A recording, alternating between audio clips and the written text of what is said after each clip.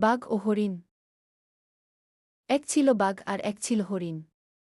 গভীর জঙ্গলে তাদের বাস। হরিণ ছিল খুব চঞ্চল আর বুদ্ধিমান। বাঘ ছিল শক্তিশালী কিন্তু ভয়ানক। একদিন বাঘ খুব ক্ষুধার্ত। হরিণকে সে আজ শিকার করবেই। মনে মনে একটা ফন্দি আঁটল বাঘ। বাঘ চুপি চুপি হরিণের পিছু নিল। হরিণ কিন্তু টের পেয়ে গেছে। বিপদ বুঝে সে একটা বুদ্ধি বের করল। হরিণ দৌড়াতে শুরু করল। একটা ঝর্ণার ধারে গিয়ে দাঁড়াল। বাঘ হেসে বলল, পালাবি কোথায়?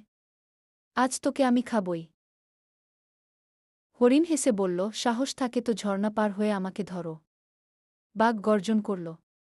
কিন্তু ঝর্ণার স্রোত ছিল প্রচণ্ড। বাঘ পানিতে পড়েই হাবুডুবু খেল।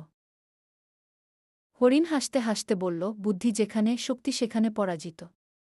এইভাবেই হরিণ নিজের বুদ্ধি দিয়ে বাঘের হাত থেকে বাঁচল। তাই সবসময় বুদ্ধি খাটিয়ে কাজ করবে।